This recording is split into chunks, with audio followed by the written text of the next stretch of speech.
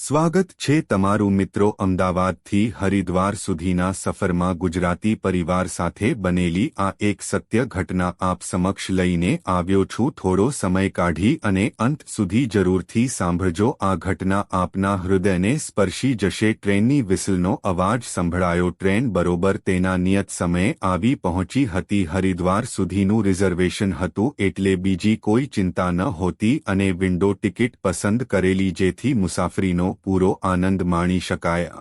ટ્રેનમાં મોટા ભાગે ગુજરાતીઓ જ વધારે પ્રવાસ કરતા। હું સોફ્ટવેર એન્જિનિયર હતો અને કંપનીના એક પ્રોજેક્ટના કામે હરિદ્વારના મંદિરોનો સર્વે કરવા જઈ રહ્યો હતો। સાબરમતીથી મારી સામેની બર્થ ઉપર એક કુટુંબ ગોઠવાઈ ગયું। એ લોકો ટોટલ 5 જણા હતા એટલે 6 બર્થનું આખું કમ્પાર્ટમેન્ટ ફૂલ થઈ ગયું। 60 વર્ષના એક વડીલ, તેમના પત્ની 24-25 વર્ષની લાગતી એક યુવતી, એક નાનો ભાઈ અને 8-10 વર્ષની એક નાની બેબી। તમારે ભાઈ હરિદ્વાર જવાનું પેલા બહેને ટ્રેન ઉપડી કે તરત જ મને સવાલ કર્યો, હા માસી ટિકિટ તો હરિદ્વાર લીધી છે? મેં હસીને કહ્યું, તમે પણ જાત્રા જતા હશો કા? બહેને ફરી પાછું કાંઠેવાળી લહેકામાં પૂછ્યું, મમ્મી તારે આ બધી શું પંચાયત છે? મમ્મીની બાજુમાં બેઠેલ યુવતીએ સહેજ હકાથી મમ્મીને ચૂપ કરી, અરે બેટા, અજાણ્યા મલકમાં જતા હોઈએ તો કોઈની ઓળખાણ રાખવી સારી ગુજરાતી માણસ આપણું પોતાનું ગણાય। માસીએ દીકરીને પોતાની ફિલોસોફી સમજાવી। તે ભાઈ હરિદ્વારમાં આપણી ગુજરાતી ધર્મશાળા તો હશે ને? માસીએ ફરી પાછી વાત ચાલુ કરી। હા માસી, ગુજરાતી સમાજ હરિદ્વારમાં પણ છે અને તે સિવાય સુખધામ યાત્રી નિવાસ પણ સારી જગ્યા છે। જો હું કહેતી હતી ને ઓળખાણથી ઘણો ફરક પડે। આ ભાઈને બધી ખબર છે, માસીએ એમની દીકરીને કહ્યું। મને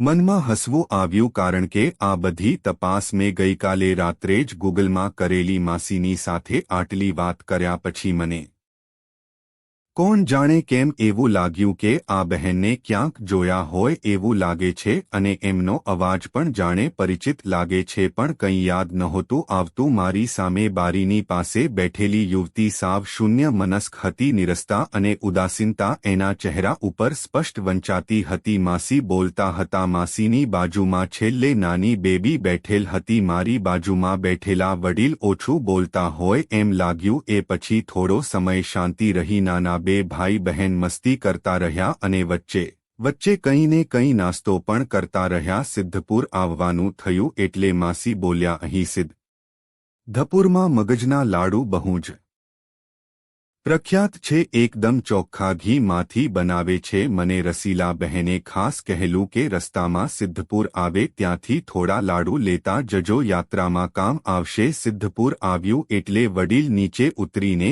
1 કિલો મગજ લઈ આવ્યા અને માસીના હાથમાં મૂક્યા। નાસ્તાનો એક અલગ થેલો માસીએ બનાવેલો, એમાં એ પેકેટ મૂકી દીધું। સિદ્ધપુરથી ટ્રેન ઉપડ્યા પછી માસીએ જમવાની તૈયારીઓ કરવા માંડી। બપોરના 12 વાગી ગયા હતા। માસીએ 6-7 ડીશો કાઢી અને નાસ્તાના 2-3 ડબ્બા પણ બહાર કાઢ્યા। થેપલા, છુંદો, ગાંઠિયા, બટેટાની સૂકી ભાજી અને દહીં, દરેક ડીશમાં આ બધું ગોઠવતા ગયા।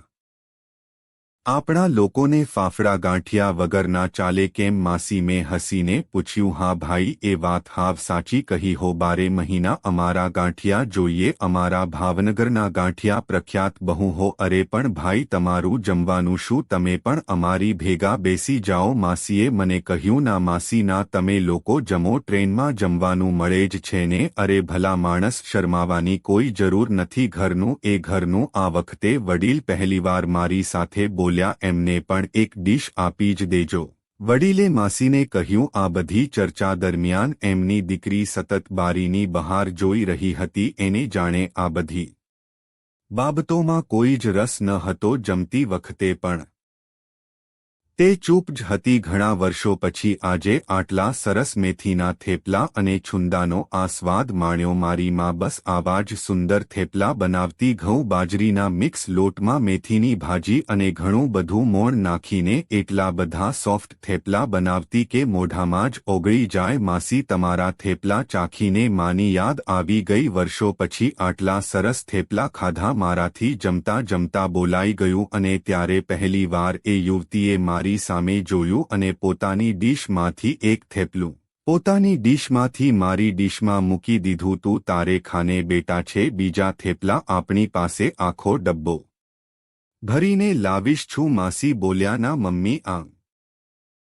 પણ મને ભૂખ ઓછી છે. મને પહેલીવાર અહેસાસ થયો કે એનો અવાજ ખરેખર ખૂબ જ મીઠો હતો. Thank you. તમારું નામ જાણી શકું? મેં યુવતીનો આભાર માનતા પૂછ્યું. પ્રિયલ નામ છે એનું, પણ અમે બધા ઘરમાં પ્રિયા જ કહીએ છીએ. પ્રિયલ જવાબ આપે એ પહેલા માસી જ બોલી ઉઠ્યા. હજુ બીજા 24 કલાક ટ્રેનમાં પસાર કરવાના હતા. મને સાહિત્યનો શોખ હતો એટલે મારા પ્રિય લેખકની નોવેલ વાંચવાનું ચાલુ કર્યું. જ્યારે પણ હું ટ્રેનમાં કે બસમાં લાંબી યાત્રા કરું ત્યારે નવલકથા સાથે જ રાખું છું. સાંજે પણ જમવામાં એ જ ભોજન હતું, પણ મેં ખૂબ જ વિવેકપૂર્વક ના પાડી અને ટ્રેનમાં જમવાનો ઓર્ડર આપ્યો. રાત્રે લગભગ 9 વાગે પોતાની સ્લીપિંગ બર્થ ઉપર બધા સૂઈ ગયા. સવારે 8 વાગે મુઝફ્ફરનગર સ્ટેશને મેં બધા માટે ચા મંગાવી. મને લોકોએ નાસ્તા માટે પૂછ્યું, પણ મને આદત ન હોતી એટલે મેં ના પાડી. હજુ લગભગ 4 કલાકનો સમય કાઢવાનો હતો. મૂગા બેસીને કંટાળો પણ આવતો હતો એટલે મેં વાત ચાલુ કરી. માસી, અત્યારે હરિદ્વાર કેમ જાઓ છો? મારો મતલબ કે મોટાભાગે બધા વેકેશનમાં ફરવા જતા હોય છે અને અત્યારે ઓગસ્ટમાં તો વરસાદની સિઝન છે. ના ભાઈ, અમે ફરવા નથી જતા. અમારા ગુરુજીનો ઋષિકેશમાં આશ્રમ છે તો ત્યાં અમે દર્શન કરવા જઈએ છીએ. ભાઈ, તમને હવે અમારા દુઃખની શું વાત કરવી? ખાસ તો અમારી પ્રિયા માટે ગુરુજીના આશીર્વાદ લેવા છે. બચાડી બહુ દુઃખી થઈ ગઈ છે ભાઈ, ડિપ્રેશનમાં આવી ગઈ છે. બોલતા માસીની આંખમાં પાણી આવી ગયા. જો પ્રિયલ બેઠી હોત તો કદાચ માસીને ચૂપ કરી દીધા હોત, પણ એ ફ્રેશ થવા ગઈ હતી એટલે માસી છૂટથી વાત કરી શકતા હતા. તમને લોકોને વાંધો ના હોય તો હું જાણી શકું. જો બહુ અંગત ના હોય તો પ્રિયલ નથી એટલે પૂછું છું. હવે એમાં અંગત જેવું શું હોય ભાઈ? છોકરીના નસીબ બહુ કાંઠા છે. એકવાર એનું હગ પણ કર્યું. 1 વર્ષ 2 જણ હર્યા ફર્યા અને વિશાળ તૂટી ગયું. બીજી વાર એના લગ્ન એક પૈસાદાર કુટુંબમાં થયા, પણ અમારી સાથે બહુ મોટી છેતરપિંડી થઈ. ભાઈ, તમને શું કહું ભાઈ? છોકરો માણસમાં જ ન હતો. બોલો, એનામાં આટલી મોટી ખામી હતી તોય કોઈ છોકરીની જિંદગી એને બગાડી. અને આ બધી બાબતોની અમને થોડી ખબર પડે. લગ્ન થયા એટલે ખબર પડી. છોકરી 4 જ દિવસમાં પાછી આવી ગઈ. વેવાએ સમાજની બીકે 5 લાખ આપીને ઘર મેળે પતાવ્યું. સામસામે લખાણ લઈને છૂટું કરી દીધું.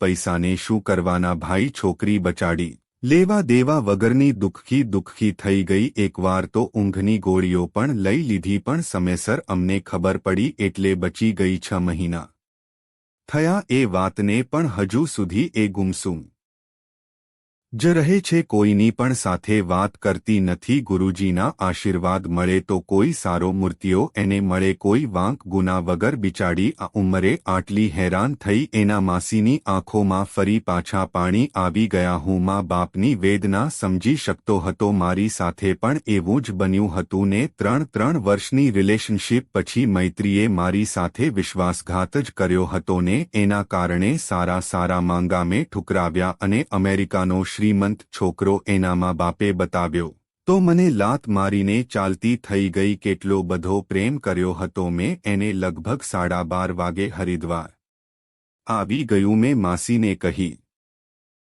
દીધેલું કે સુખધામ યાત્રી નિવાસ વધારે સારું છે એટલે આપણે ત્યાં જ જઈએ. જો કે માસીને કોઈ વાંધો હતો જ નહીં. અમે બધાએ યાત્રી નિવાસમાં પહોંચી ગયા. મેં મારો અલગ રૂમ લીધો. બપોરનું લંચ પણ અમે સુખધામ યાત્રી નિવાસમાં જ લીધું. જમવાનું ખરેખર ખૂબ જ સ્વાદિષ્ટ હતું. ટ્રેનનો થાક હોવાથી આરામ કરવો જરૂરી હતો. માસી, હું તો આરામ કરવા માંગુ છું. 5 વાગ્યા સુધી આરામ કરવાની ઈચ્છા છે. તમારે લોકોને જ્યાં જવું હોય ત્યાં જઈ શકો છો. અહીં એટલા બધા મંદિરો છે કે પગથિયા ચડીને થાકી જશો. અને મને દર્શનમાં કોઈ ખાસ રસ નથી. બસ સાંજે ગંગા કિનારે બેસવું છે અને આરતી જોવી છે અને કાલથી પ્રોજેક્ટ ઉપર કામ કરવું છે. મેં કહ્યું, ના રે ભાઈ, અમે પણ બધા આરામ જ કરીશું. થોડા ઘણા દર્શન કાલે સવારે કરી લઈશું. સાંજે તમે પણ અમારી સાથે જ ચાલજો ને આરતી જોવા. ઠીક છે માસી, જો હું સૂઈ ગયો હોવ તો સાંજે જતી વખતે જગાડશો. મેં કહ્યું અને હું મારી રૂમમાં આવ્યો. રૂમમાં આવી બેડ પર આડા પડ્યા પછી હું વિચારે ચડી ગયો, આ માસીને મેં ક્યાંક જોયા છે. એમનો અવાજ પણ જાણીતો છે પણ કંઈ યાદ નથી આવતું. એ તો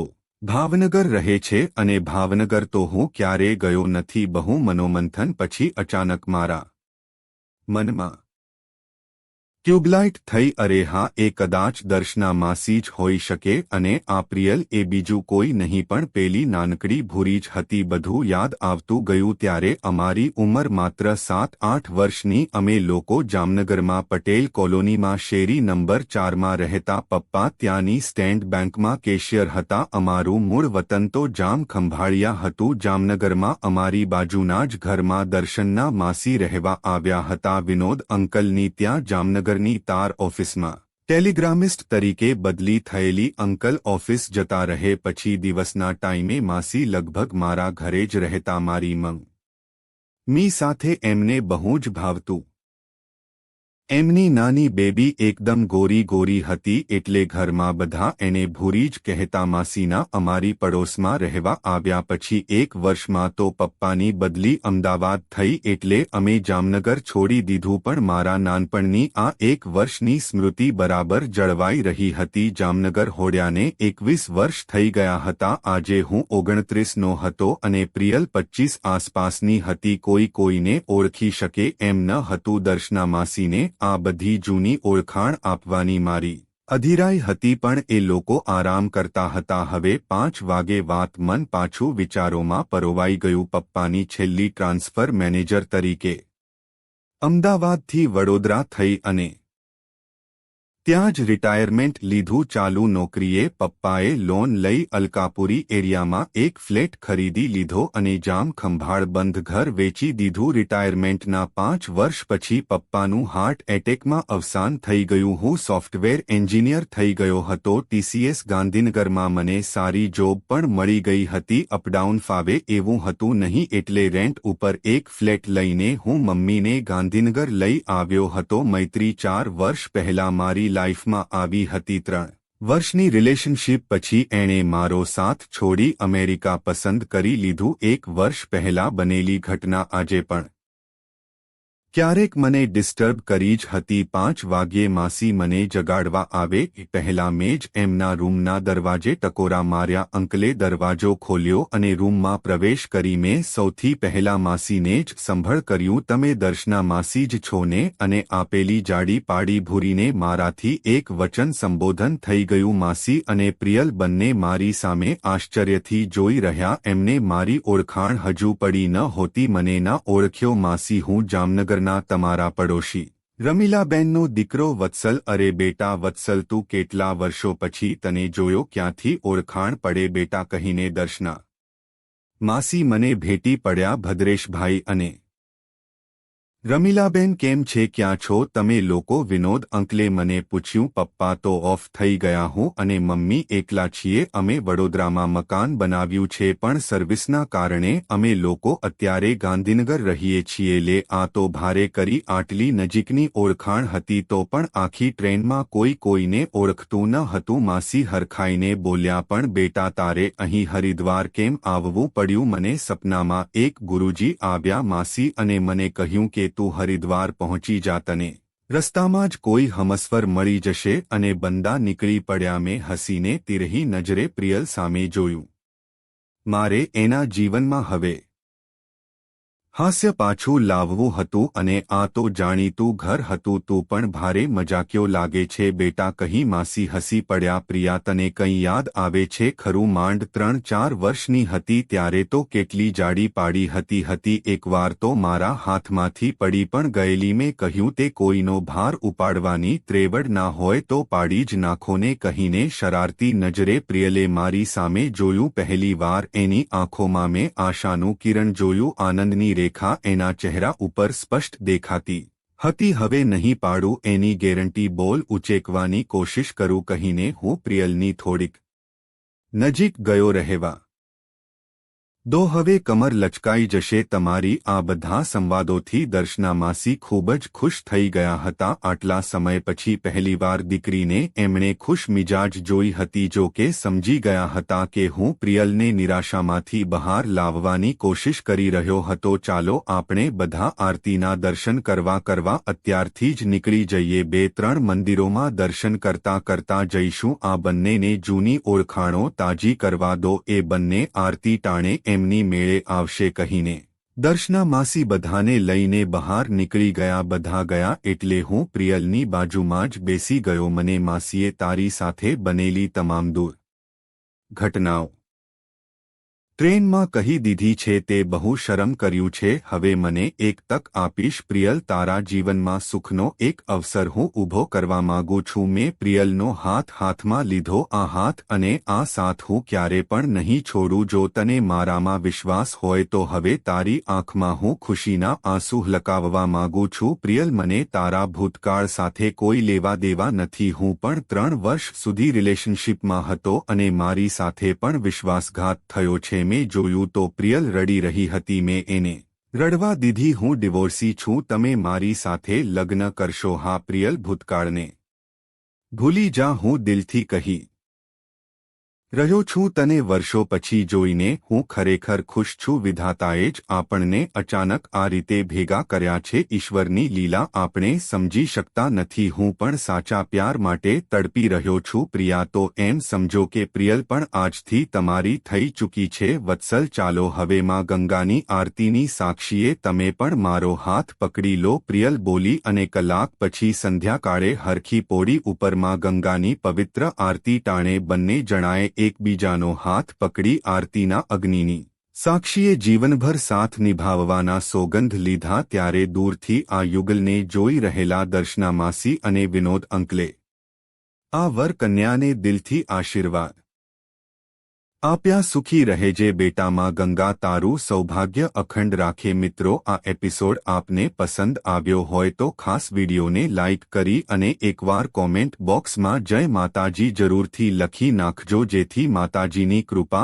આપ સૌના પરિવાર પર બની રહે આ કહાની વિશે આપનું શું કહેવું છે તે પણ આપ અમને કોમેન્ટ બોક્સમાં જરૂરથી જણાવજો અને ખાસ મિત્રો આપણી ચેનલને સબસ્ક્રાઇબ કરવાનું ભૂલશો નહીં જેથી આવી જ સત્ય ઘટના અને સત્ય ઘટના પર આધારિત કહાની આપને સમયસર સાંભળવા મળતી રહે ફરી મળીશું મિત્રો કોઈ નવા એપિસોડ સાથે કોઈ નવી કહાની સાથે ખૂબ